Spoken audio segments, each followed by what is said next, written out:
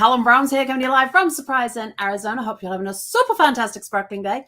Welcome to Before the Dirt Nap podcast number 1813, The Bucket List. Yes, tonight we're going to be talking about bucket lists. Oh, hang on, forgot my props. Okay, got my props, got my list, got my props. We're good. Good to go. Turn the phone off, put that down so I can't see what comes up on the screen. Excellent.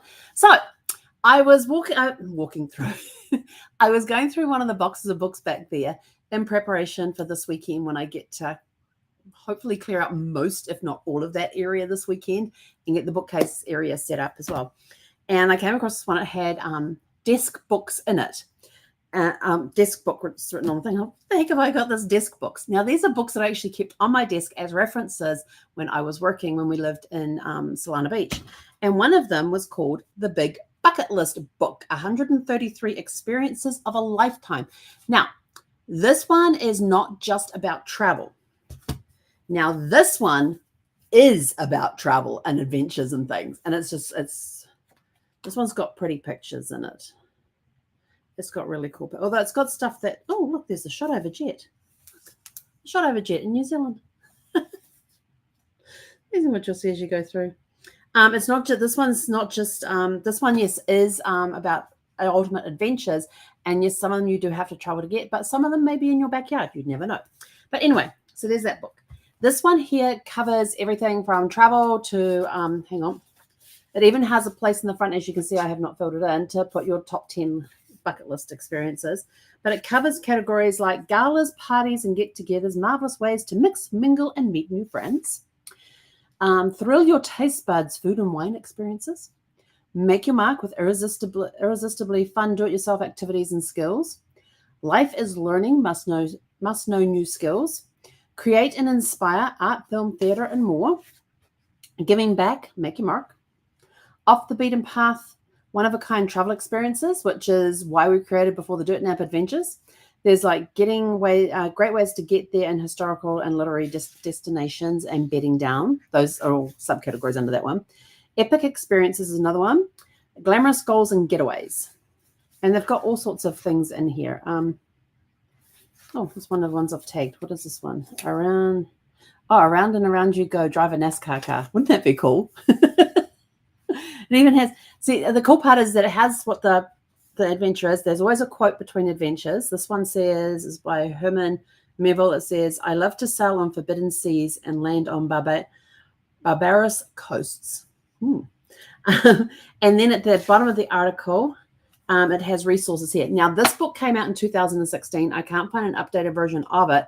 So I don't know if these websites that are listed in here or if these adventures are still available to do or anything like that. So then I thought, okay, we need to come up with different lists and ideas to get creativity going, because what's on your bucket list to do? And bucket list doesn't just mean travel. It's every aspect of life. So I have here a lot of different things. So we're gonna fly through these in the next few minutes. So we're going to start with like personal development, like learn a new language. Achieve fluency in the language you've always wanted to learn. Learning a new language can open up new cultures and ways of thinking. And when you think about it, it does. It opens up new cultures, because when you're learning a language, you have to learn how the people use it. And if you've got somebody...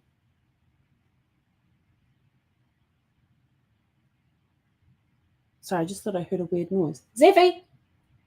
Zeph! Oh, here she comes.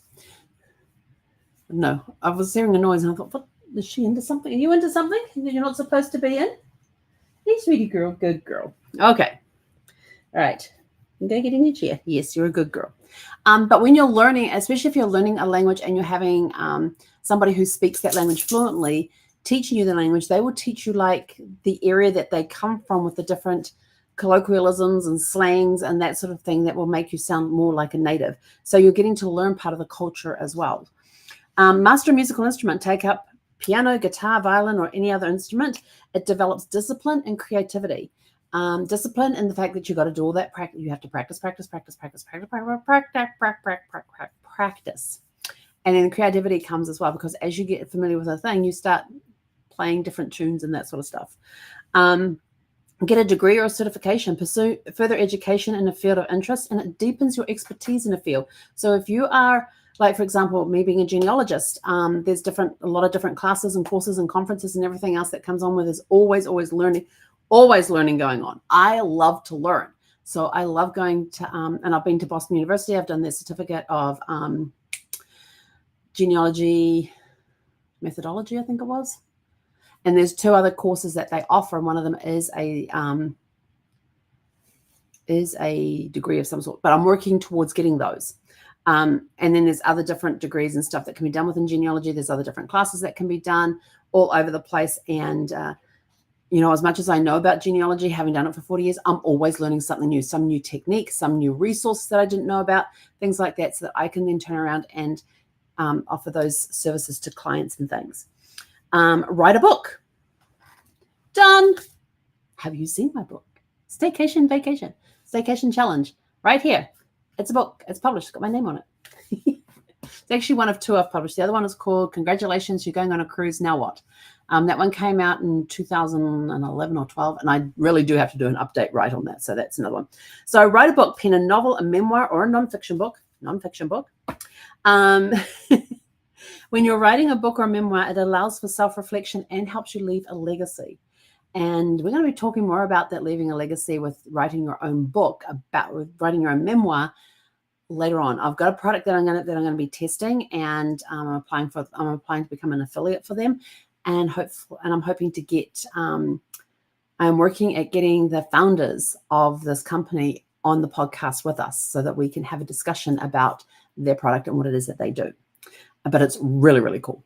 The concept is I got to test it out first. Got to test these things first. So it's a way to leave a legacy. Learn to cook or bake. Master a specific cuisine, a baking skill, or create a signature dish to impress family and friends. So is there something that when it comes to, like a potluck meal that everybody expects you to bring because you are known for that particular dish? Maybe there's different ways that you could create it. There's different tweaks and twists and turns that you could give to that recipe to make it just a little extra special. So it's just not the same old signature dish every time. It's just we just tried something a little different this time. Like mac and cheese, I can make mac and cheese 1,001 different ways. I have made mac and cheese 1,001 different ways over the years. Yes, I keep getting told off there was one time Christopher was going through, he's the middle one, he was going through a stage of wanting to learn how to cook. And so I made mac and cheese, and they really absolutely loved this mac and cheese, and he wanted the recipe. And I looked and went, I can give you the basic recipe, but to get it to where it is today, I can't do that. And he's like, why not? He goes, why not? And I said, because every time I make it, I do something different to it to give it a little different twist and things. I put different spices, herbs and spices in there. I put different things in there, like leftover. We've got some leftover ground beef, that'll go in there. We have some leftover roast, we'll chop it all up and throw it in there. I said, it just happens. I can give you the basic recipe, and then you got to play. And he's sort of like, Damaris, why don't you write this down? I said, well, how do you put down a bit of this and a bit of that?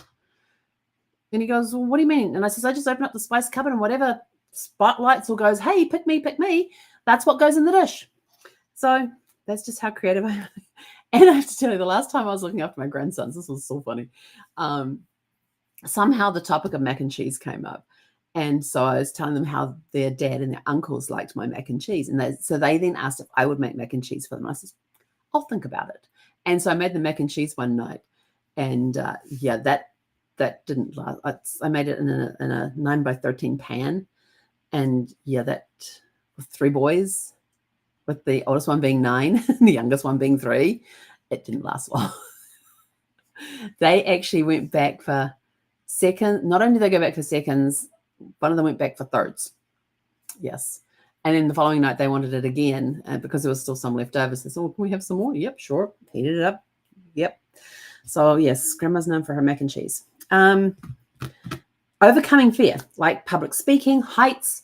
For me personally, it was water and needles. Deep water, although I'm still a little shaky in deep water, but in the swimming pool, I am no longer clinging to an edge. There was a time when if I went into water that went over my head, if it was in a swimming pool, I was clinging to the edge. I have gotten away from the edge. How am I in an ocean? I don't know. I don't go swimming in the ocean. There's only one way you'll get me in an ocean, that's to go swimming with dolphins in their natural habitat. And And even then, they've got a safety net.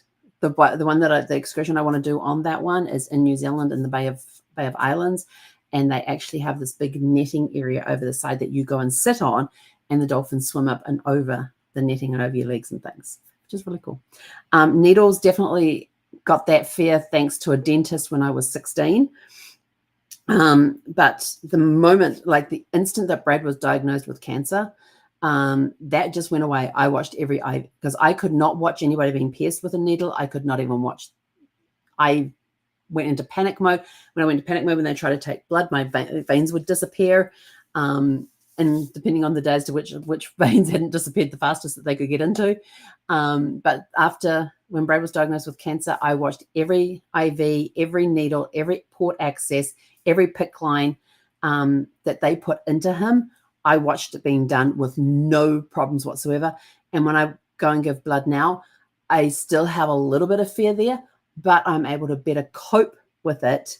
And by learning to overcome these different fears and things, it helps build confidence and resilience. And I'm a living testimony to that one.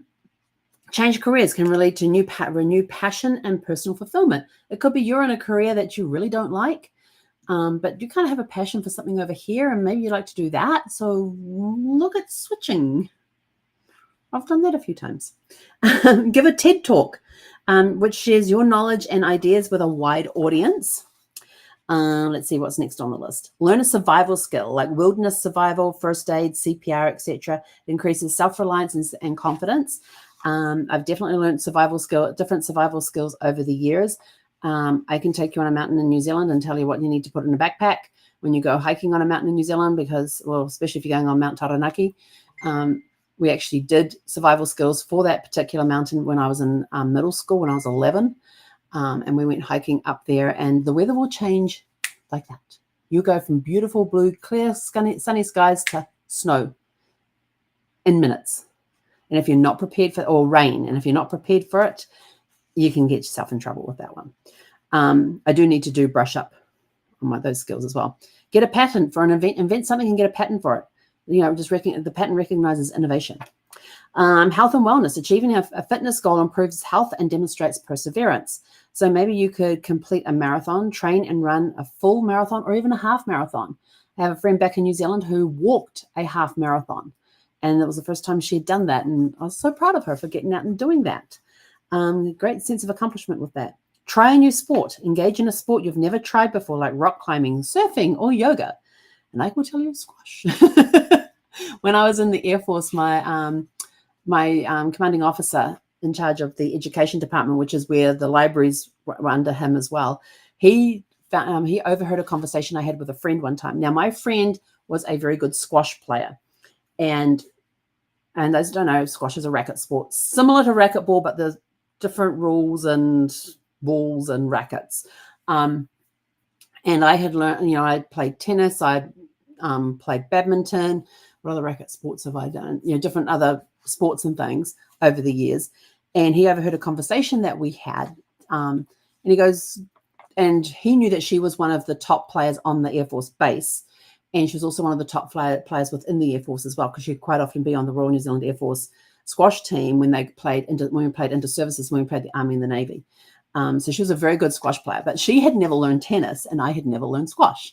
And so a commanding officer who was an avid squash player, so this is how he knew her, because he also played on the base teams as well, ordered me, not even challenged, just ordered me. So of course I had to go do it, to learn to play squash. And so I said to her, I said, will you teach me how to play squash? She says, will you teach me how to play tennis? I went, absolutely. So we did the swap. But I was forever getting told that I was not allowed to use tennis shots on a squash court.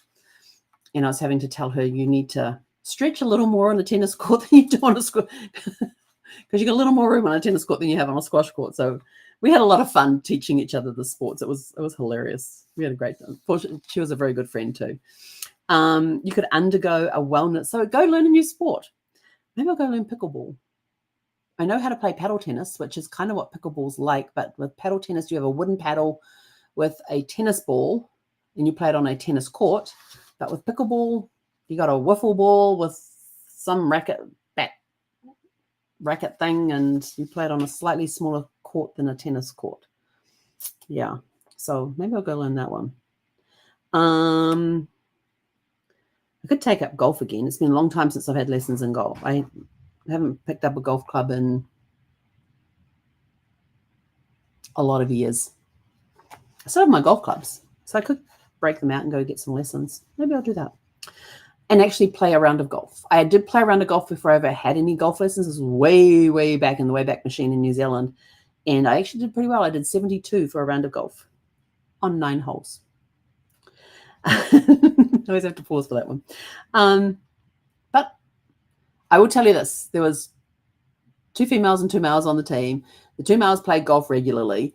My best friend and I, we had never even swung a golf club at that point, and we both managed to keep it on the green, on the fairway and the green the entire round. The guys, their balls were going off into the out of bounds area, into the trees, into the long grass. Anywhere but the fairway and the yes. But I was still proud of my 72 over 9 holes. I was still proud of that. You could undergo a wellness retreat, spend time at a wellness retreat for mental and physical rejuvenation. Now, there is this really cool place down in St. Lucia, I think it is. Oh, where is it? I'm pretty sure it's St. Lucia. And you're included in the cost to go to this all-inclusive resort. It's an all-inclusive resort, but it's all about the body and the mind. And they have all these different classes that are included. They have all these different spa treatments that are included. They even, before you go there, is a full-blown questionnaire that you have to fill out on what's on food preferences, spa treatment preferences. Do you have any allergies, any injuries, anything like that they need to know before you get there? And everything is catered for you when you get down there. So all your meals are included, all the drinks are included, and some spa treatment. There are you can upgrade some of the spa treatments, but there is a lot of spa treatments that are included that you don't need to do that. And a lot of activities are included as well. And I want to go there. That would be a really cool wellness retreat to go to. Adopt a healthy lifestyle, commit to eating healthier and moving more, like exercises or playing sports or stuff like that. And I've definitely done that. It's been a while since I've measured my waist, but last time I measured, I was down 4.5 inches off my waist. So that was pretty cool. I'm starting to get to the stage where I need to get smaller t-shirts. Not sure what size this one is, but I put it on today and it came down to like mid-thigh, and I thought, I think it's about time we got some. Or if just being around the house, it's fine. It's fine. It's just me and Zeffie that sees it. Practice meditation or mindfulness. Develop a regular meditation practice for stress relief and inner reflection. There are a lot of great apps out there for helping you with this. My favorite one is called Calm. They have these little and I'll tell you this, they have these little 5-minute movement things that you can do every day. They have this lovely woman there who gets on there and just, you do these movements for 5 minutes. And they're really cool and really simple and easy to do. And then they have, you've got daily meditations that you can do. They've got 5-minute meditations, 10-minute meditations, 15, 20. Some are guided. Some are just, they've got the music there for you. You do your own meditation with it, that sort of thing. So I use Calm for that. Creativity and hobbies. You could start a blog or a vlog. Share your thoughts, experiences, and expertise online. Yep, I've got that one covered for 1,813 days and counting. You could, and it's pretty easy to start. And people go, but I don't like how I look on camera. Your first 50 are gonna suck. Let me tell you that right now. And you look how you look, and you sound how you sound. Just deal with it.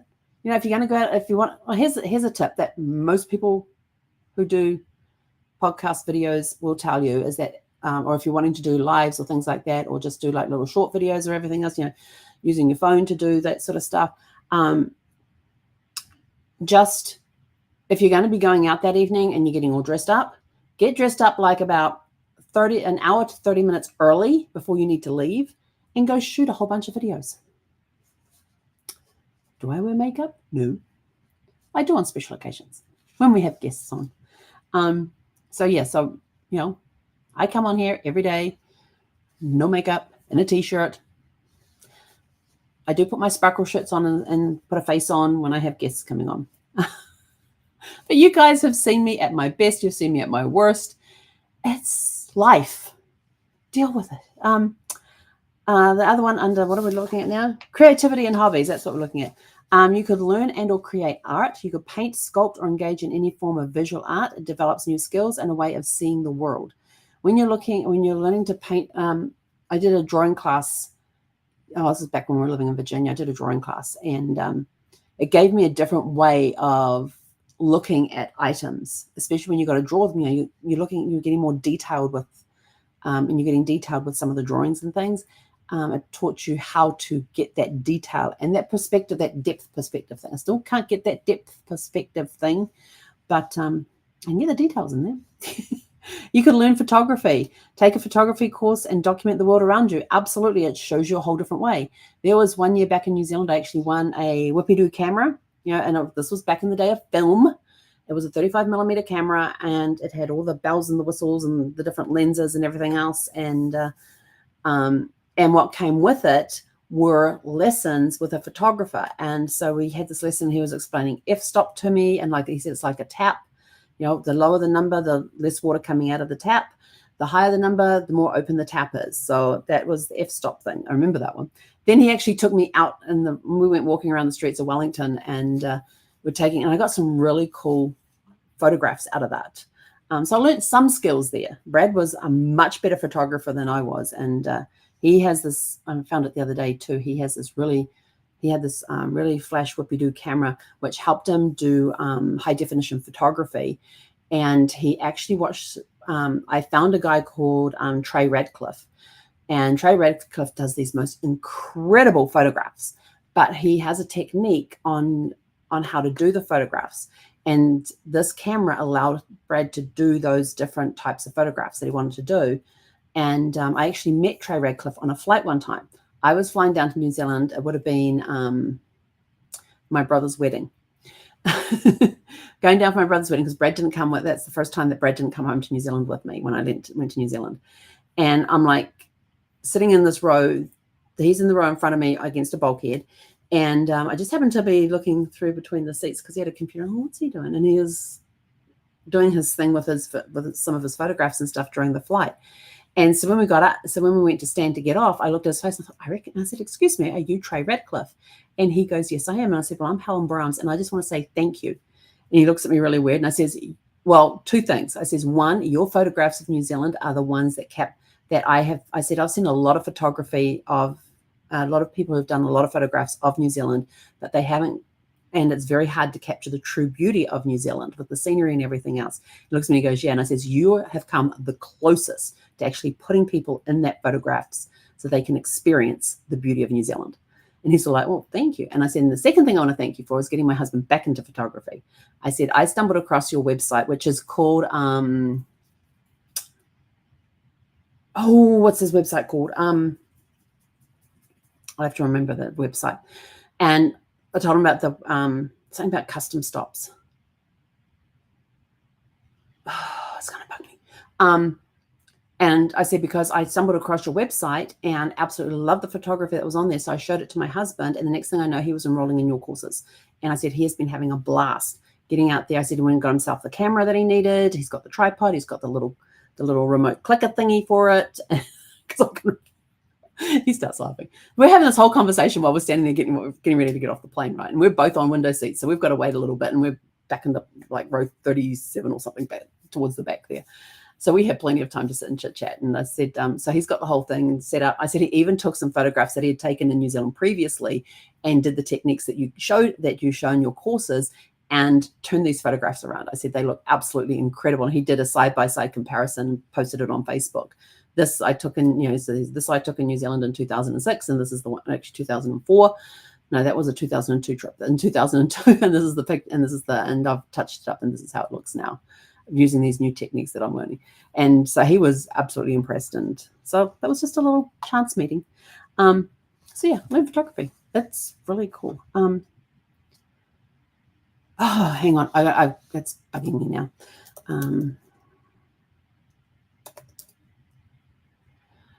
I know he's living in New Zealand at the moment. Stuck in Customs is the name of his website. So if you want to see some really amazing travel photography, go to stuckincustoms.com and you will see Trey Radcliffe's photography there. He is incredible with what he does with that. And the shots in New Zealand are just incredible. He actually moved his family down to New Zealand so that he could spend time down there taking photographs of the country. And he's been to other places. You know, he's still living in New Zealand, but he's been to other places. I've seen photographs in Dubai. Where else had he gone? There's a lot of Middle Eastern countries that he'd gone to there as well. So he's been traveling but using New Zealand as his home base. Knitting and crocheting projects.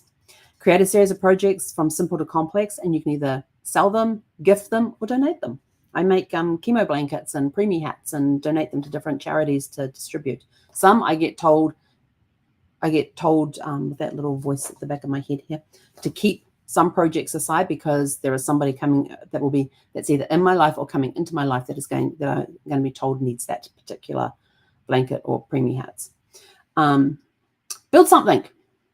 Take on woodworking or a do-it-yourself project. It provides a sense of accomplishment. Creating furniture combines practicality with artistry. Yes, my parents still have my little stool that I made when I was 11. No. Yeah, when I was 11. And it still works. I never finished it. It was still in the raw wood. I never got around to staining or painting it, but my parents still use it in their kitchen today. You could direct a short film. It tells a story visually. Under social and relationships, I might have to do a part 2 here because I've only done one and a bit.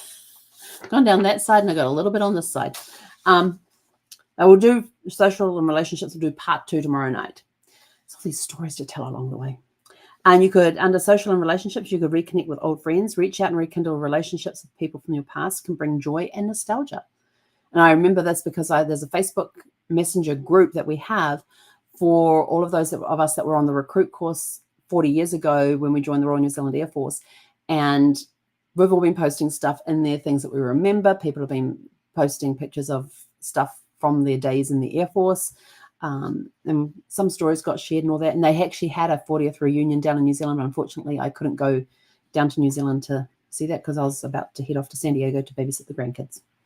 So you could mentor somebody, become a mentor in your field of expertise, help pass on wisdom, and it can be deeply rewarding. And I absolutely, I am a mentor. Actually, the next one, volunteer. Spend time volunteering for causes you are passionate about. Regular volunteers builds community and gives back.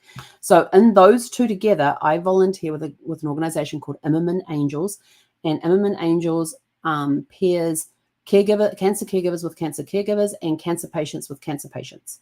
And this is all completely volunteered. So as a cancer caregiver, I signed up and said, I'm happy to mentor other cancer caregivers. And I did have a break after Brad passed, and it was 2 months ago now. 2 months ago that I got paired up with a new caregiver. And I tell you, it was to be back, being able to be back and able to revise that role as a cancer caregiver mentor is huge.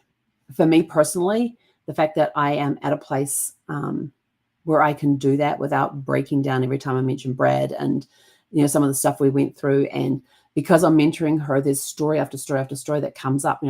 She'll talk about something. She says, I know exactly what you're thinking about, and this is how we handled it.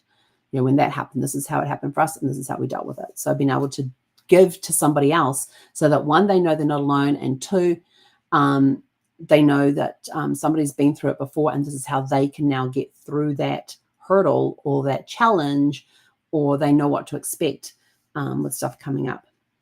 You could host gatherings, regularly host dinners or gatherings to bring people together, in-person things, like grab a group of friends, have dinner one evening. Organize a family reunion to strengthen the familiar bonds. Yes, and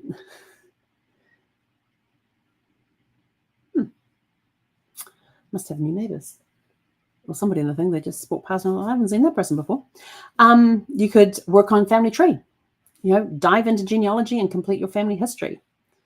Well, it says complete, but I will tell you this: no family tree will ever, ever, ever be complete.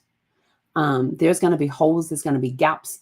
There's records that have been destroyed over the years. There are records that are no longer available because they've been destroyed by natural disasters, or they've been destroyed because of wars, with fires, all sorts of things. There is, no family tree will ever be complete. You could foster or adopt a child that provide a loving home to someone in need. You can find love or get married if desired, which can bring companionship and emotional fulfillment. And that is where, excuse me, that is where we're going to leave the bucket list for tonight. So those are just some suggestions. I've still got half of this page and 3/4 of this page to go. So we'll battle those tomorrow night because we're sitting at the bottom of the hour. So what are some of the things that are on your bucket list? Think about that. And it doesn't just have to be related to travel. Think of all areas of your life. So think of the things that we've talked about in this podcast. And then we're going to have, I just looked at the bottom thing and I've still got Nicole's thing scrolling across the bottom there. Hang on. Let's go do this. We can hide that one and we can put that one in its place. There we go. Now remember to adjust it, but that's okay. It's still a good website to go to. She's got lots of great information on there. And so tomorrow night we'll talk about other areas that you can put on your bucket list as well. So what things do you have on your bucket list now? What things do you want to put on there? Just put them on there, and it's a bucket list is a wish list. And then those things that you really absolutely must do, or have that burning desire to do, we can start setting goals for doing those things. So go write your list of things you want to accomplish in all aspects of your life. And hang on, tonight we covered personal development, health and wellness, creativity and hobbies, and social and relationships. Tomorrow we're going to cover financial and professional, adventure and experiences, philanthropy and giving back, and lifestyle changes. That's what we're going to be tackling tomorrow night. So go out, have a super fantastic sparkling evening, and we'll be back tomorrow evening with part 2 of the bucket list. So 6 p.m. Pacific. Catch you then. It's Friday tomorrow. Yay! I learned a new term a few weeks ago called Friday Eve. Thursdays are Friday Eves. And I'm just sort of like, it's Thursday. It's a thankful Thursday. It's a terrific Thursday. But people are now calling Thursdays Friday Eve. And I'm just sort of like, no. It's Thursday. Anyway, go out, have a super fantastic sparkling evening.